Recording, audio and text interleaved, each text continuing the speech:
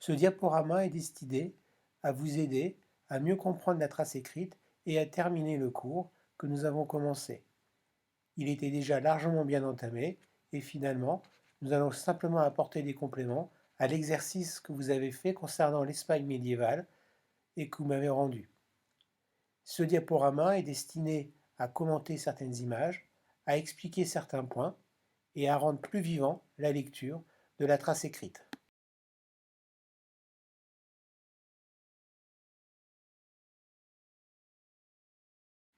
La Méditerranée au Moyen Âge voit trois civilisations se développer tout autour d'elle. La civilisation musulmane, la civilisation byzantine et la civilisation de l'Occident chrétien. Ces trois civilisations sont différentes par leur religion, leur organisation politique, leur organisation sociale. Pourtant, elles entretiennent des liens qui sont de nature très différente. C'est cette notion de monde en contact que nous cherchons à mieux comprendre aujourd'hui. Si vous regardez l'image qui est située à droite, elle est tirée d'un manuscrit, c'est une miniature qui nous montre les jeux d'un roi de Castille, Alphonse X de Castille, et les deux protagonistes de cette image sont en train de jouer aux échecs. Les échecs, c'est un jeu qui a été ramené à l'époque des croisades du Proche-Orient. C'est un jeu que finalement les Arabes ont transmis au monde occidental. Mais sur cette affiche, vous voyez deux personnages qui appartiennent à deux mondes différents. À gauche, un roi chrétien, à droite, un musulman. Ils entretiennent peut-être des relations amicales. Mais on est sous une tente et il y a également des armes. C'est-à-dire que ces deux personnages sont également des guerriers. C'est surprenant, comme on le voit, parce que manifestement, ils ne sont pas tout le temps en train de se faire la guerre.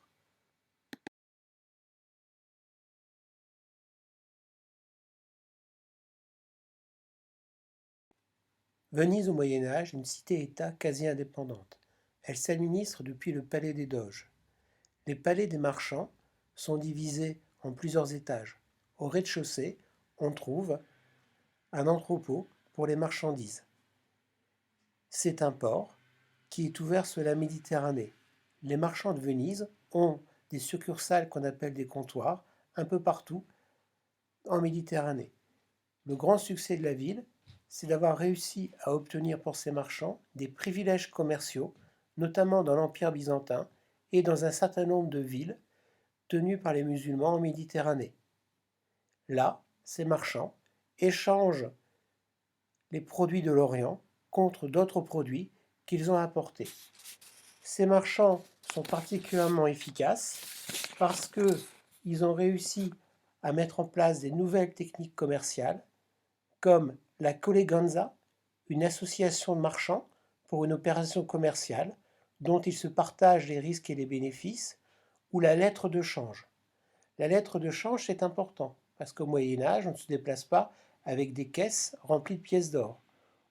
On se déplace simplement avec une lettre dans laquelle figure une somme, et cette somme est donnée dans la succursale d'une banque installée à l'étranger. Ça permet aux marchands facilement d'échanger. Dans les ports de la Méditerranée, il y a un grand cosmopolitisme.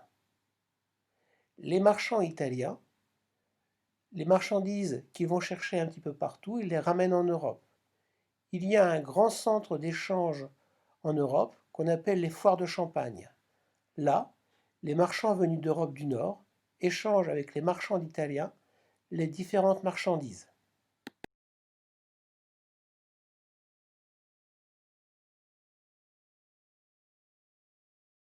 L'image à droite est extraite d'un livre qui s'appelle Le Canon de la médecine, qui est attribué à un médecin musulman qui s'appelle Avicenne. Avicenne fait une synthèse entre les connaissances médicales de l'Antiquité, mais également les connaissances médicales du monde iranien ou du monde musulman.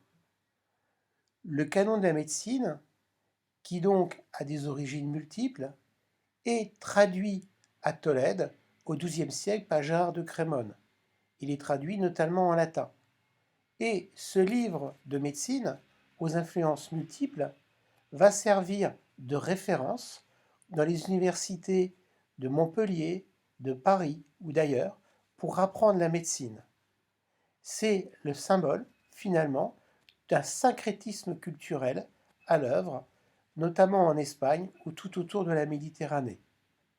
Il y aurait d'autres exemples, bien sûr, de ces influences culturelles multiples, mais véritablement, à travers la science, on voit bien que le monde musulman est aussi le transmetteur de l'Antiquité auprès de l'Occident, qui a eu tendance à oublier des grands auteurs, comme Aristote par exemple, ou comme le médecin Galien.